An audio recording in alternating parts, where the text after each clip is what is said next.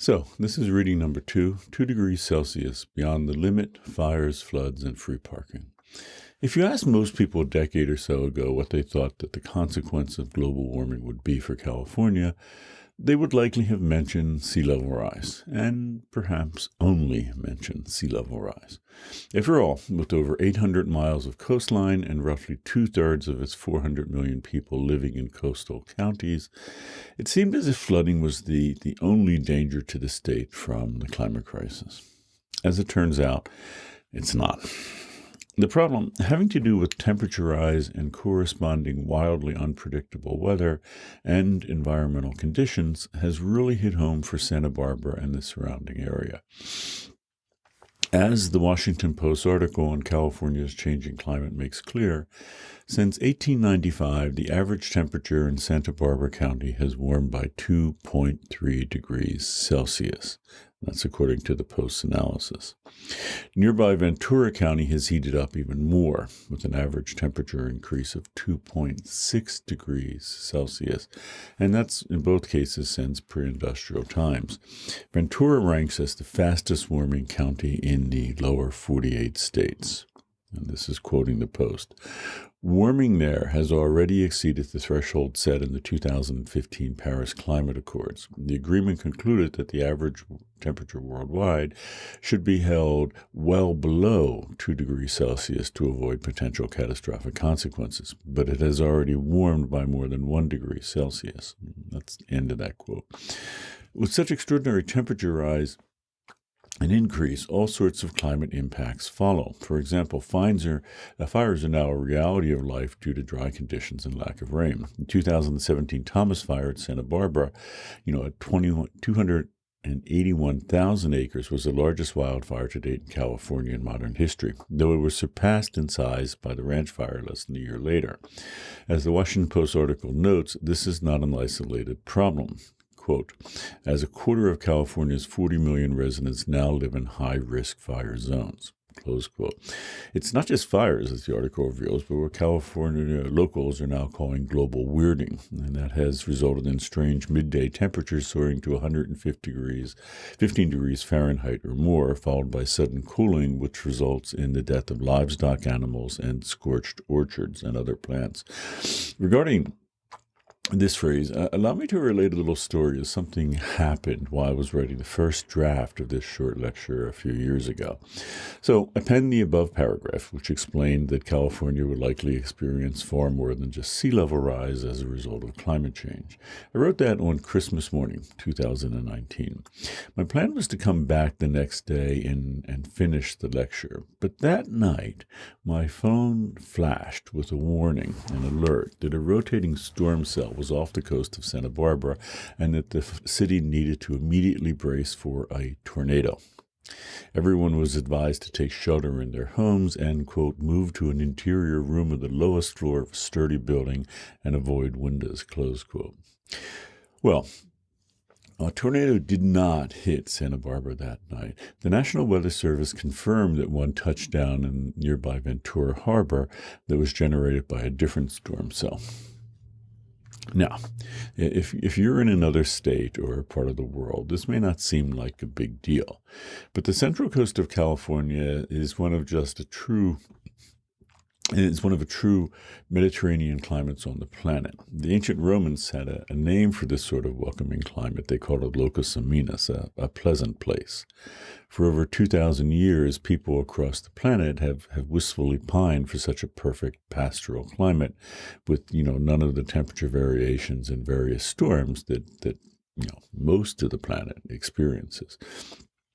While a handful of small tornadoes have been recorded over the past 100 years in the Santa Barbara area, they're extraordinarily rare and generally, pretty insignificant. That two rotating storm cells capable of generating dangerous tornadoes formed during one storm is exceptionally unusual and perhaps, unprecedented.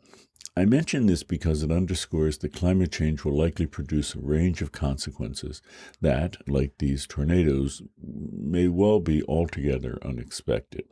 This is not the fault of predictive computer models produced by climate scientists, but rather to underscore that in addition to the sort of things that we can model and expect, like protracted drought conditions that set the stage for wildfires, there may well be a range of others that we just don't see coming. And this is not just limited to the physical climate change and, consequences. And I'm talking there like droughts and fires and tornadoes, things of that sort. But even more so when we consider what the human implications, when they're taken into account. California produces almost half of the fruits, nuts, and vegetables grown in the U.S. Think about that. If there is a significant change to the climate in this region, it could have profound consequences for the food supply and security of the country.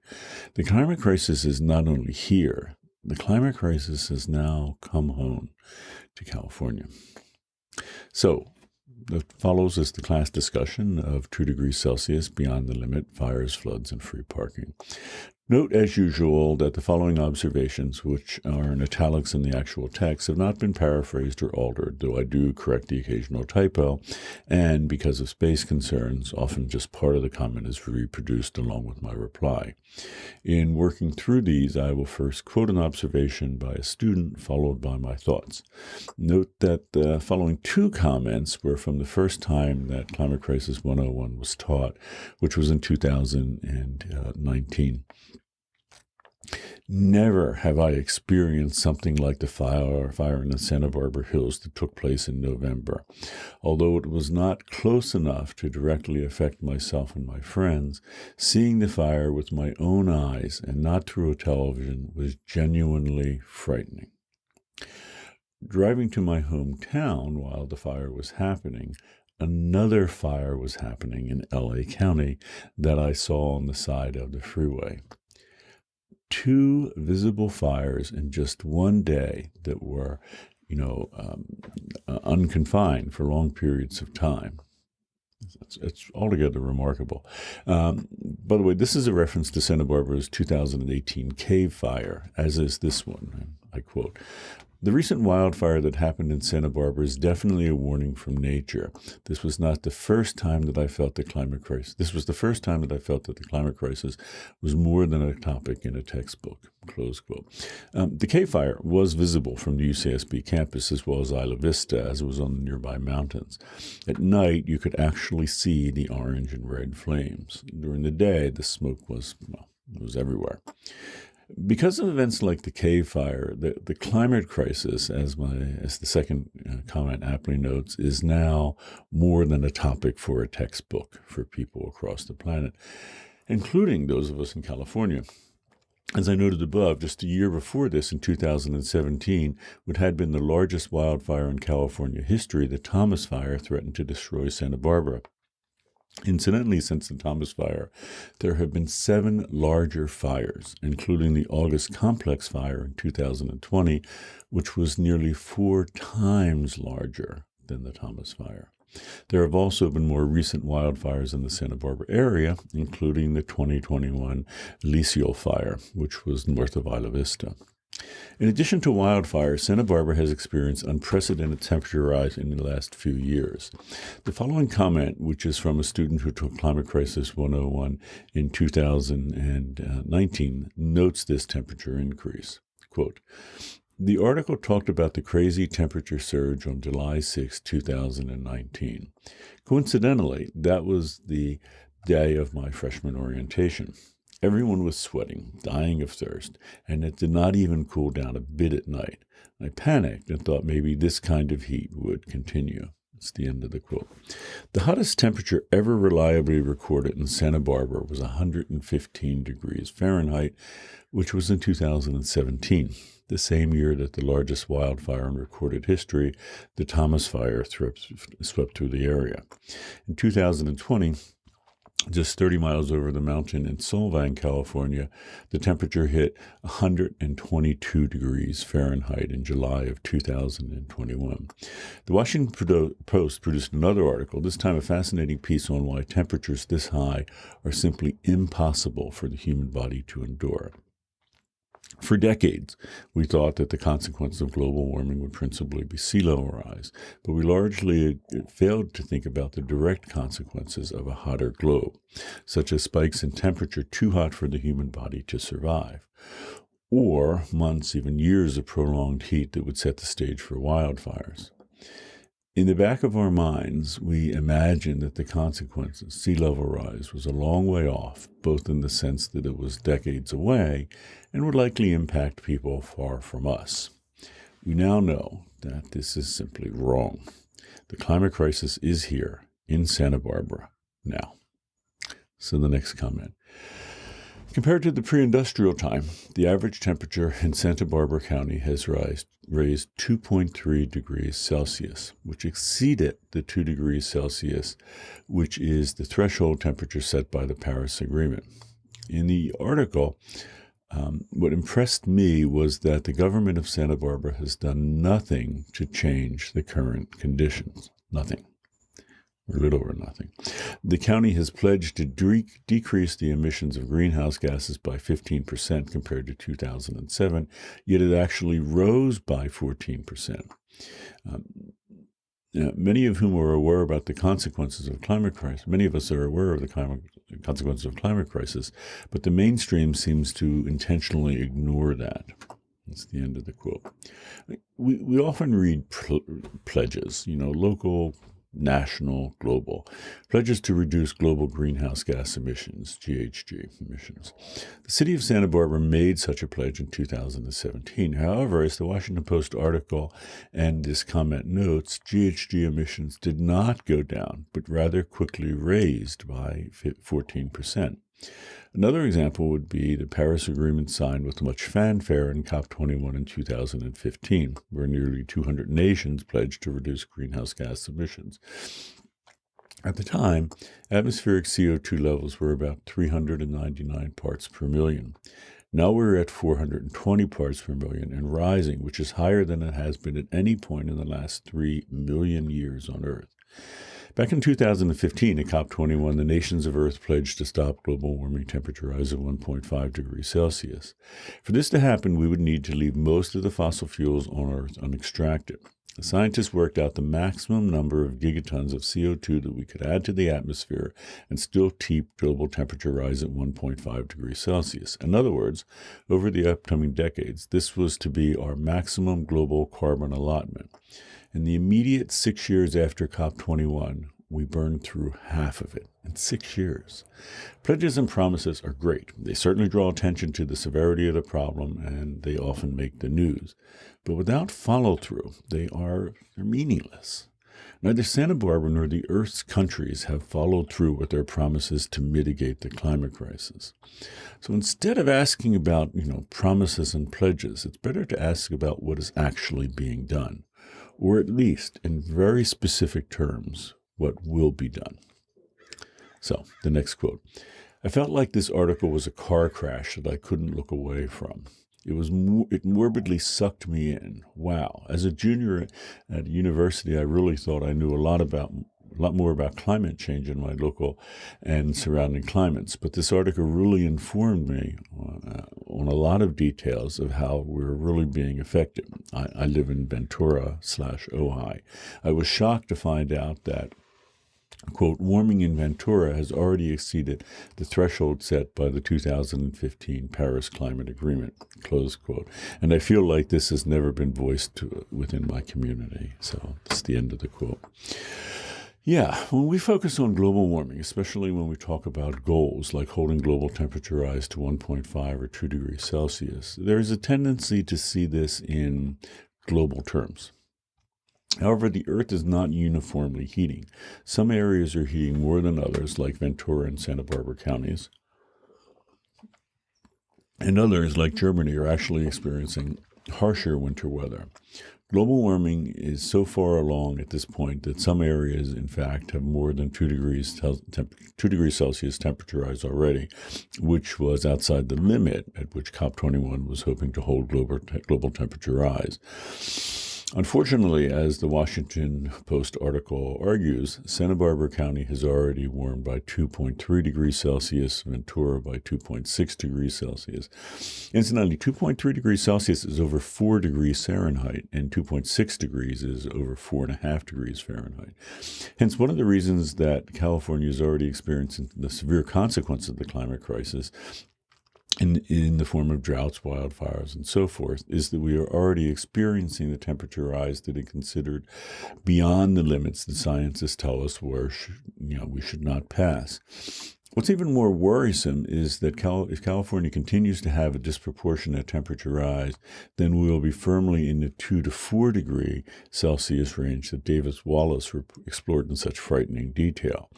As this person notes in their comment, it's altogether shocking that this information is not being better disseminated by the communities that are being hit hardest, such as the little town of Ojai in Ventura County, which, being further inland in some places in the county, gets especially hot.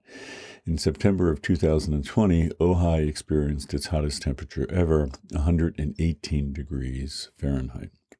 So, the next quote. It amazes me how much first-hand experience that Santa Barbara is getting with environmental disasters such as oil spills, wildfires, and global warming, and this is the birthplace of the modern environmental movement, but still cannot serve as an environmental model for others to admire and be inspired by.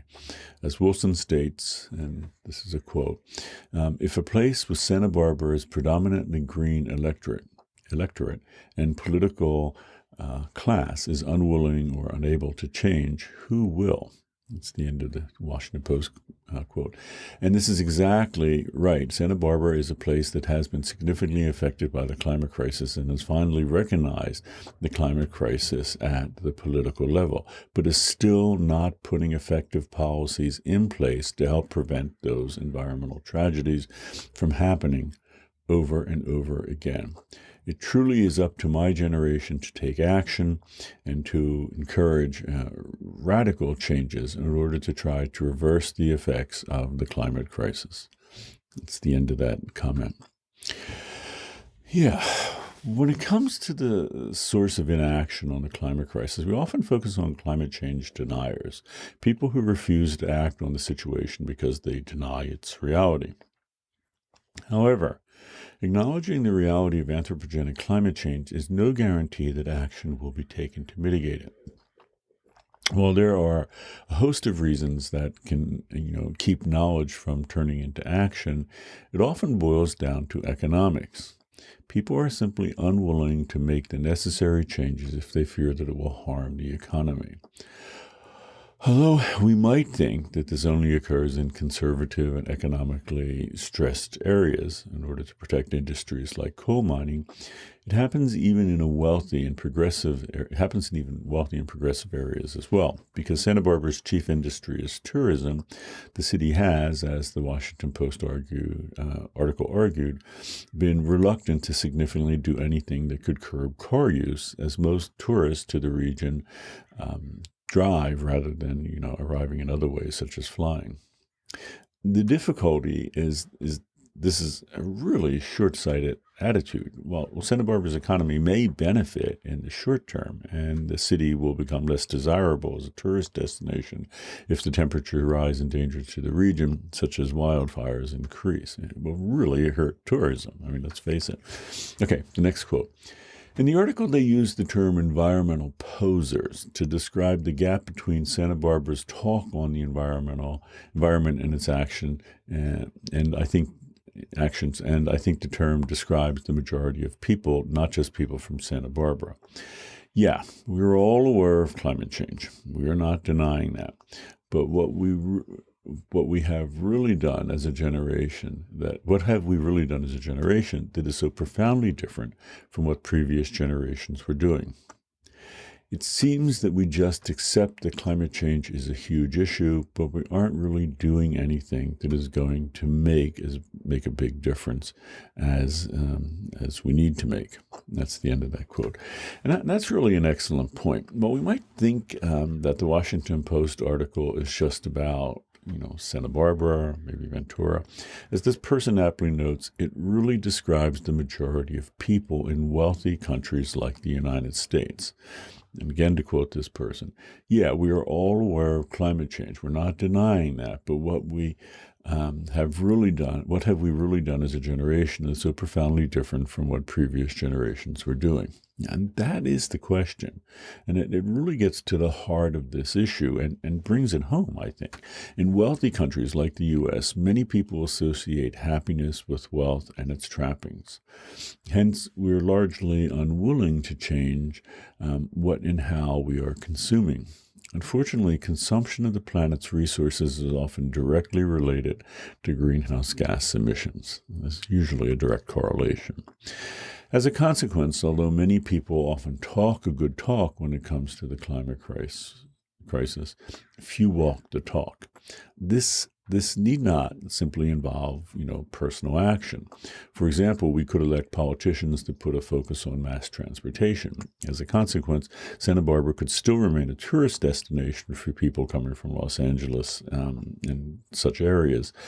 If mass transportation was attractive and efficient, it could be an even more appealing destination, as the freeways from Los Angeles to California are often, wildly congested. So the next quote. This is perhaps the reading that I've enjoyed the most, both from English 22 and the little bit of reading that we have done in this class, English 23. I enjoyed all of the personal stories told in this article and the pictures and captions that went along with them. And that's the end of the quote. Although I've said it before, and will no doubt say it again, communication is of central importance in mitigating the climate crisis. A well-written, and in this case, well-illustrated story that engages readers can be highly effective. Engaging readers by way of personal stories can be effective because it puts people like us, sometimes rather than the issue at hand, in this case the climate crisis, at the center of the story.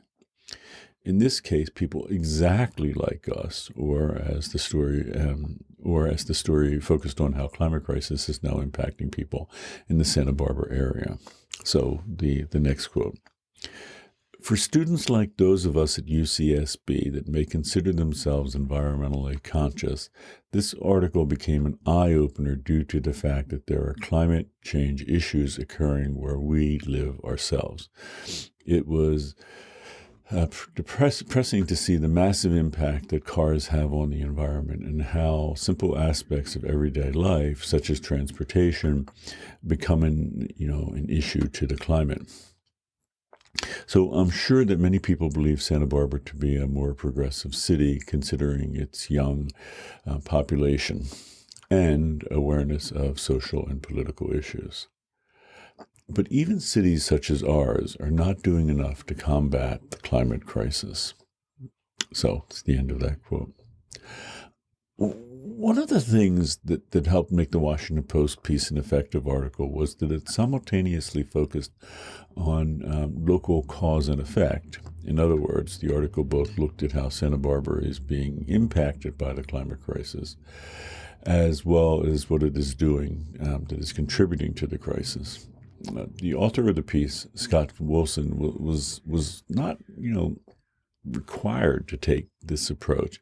Instead, he could have focused on how actions across the country, such as in eastern states that burn coal to generate electricity, or car use across the planet in another country, are bringing about the climate crisis. In many parts of the world, this would have been the only way to tell the story, as many regions are contributing little or nothing to the climate crisis. As I already repeatedly noted, the poorest 3 billion people on the planet have only contributed 5% of greenhouse gas emissions. Hence, if they were to tell their local story, it would be entirely about effect, how the crisis was impacting their community, rather than anything that the region was doing to significantly bring about the crisis. However, in Santa Barbara, we are, in a very profound irony, significantly contributing to the crisis that is wreaking havoc with the region, our home. What is worse, we are refusing to significantly curtail those disastrous actions. So the next quote. After reading the article, 2 degrees Celsius Beyond the Limit, I was left again feeling shocked. I feel like this is a pretty common theme for the first half of this class, so I'm not really surprised that I was left feeling this way. Having grown up in Southern California, San Diego, for all of my life, I'm completely embarrassed that I was this oblivious to the fires ravaging our state. Reading that L.A. Paloma Ranch manager John Cleanwatcher was forced to change what crops he could harvest effectively due to the climate crisis. It's a scary reading. It's scary reading the crops that have been growing in California for over a century now physically cannot grow there. It's the end of the quote. Yeah, another really excellent point. While we often are aware of the direct consequences that the climate crisis will bring to human beings, we often forget about the indirect consequences. California's agricultural production is not only greater than any other state in the U.S., it's nearly twice that of the second most productive state, which is Iowa. What's more, over 99% of the following U.S. crops are grown in California: almonds, figs, olives, peaches, artichokes, dates, pomegranates, raisins, sweet rice, plums, walnuts, and many, many more. During a particularly dry season, such as 2014 and 15, California's gross value of agricultural production declined by 8.6%. Climate change in California will likely significantly affect its agricultural production. This will not only impact California and the U.S., but the entire world, as about a quarter of what California produces is exported around the world. In general, climate change will impact agricultural production across the planet. As I've noted elsewhere in Climate Crisis 101, this is already happening in certain Central American countries as well as portions of the Middle East. Yeah, but unfortunately, this is just the beginning, as it will likely result in reduced agricultural production and food shortages and really, in some cases, famines across the planet in upcoming decades. So next comment. The article did a great job of showing what climate is capable of to U.S. students. Showing pictures of the blatantly eroded cliffside had to spark some type of emotion to all of us. Talking about the future state of the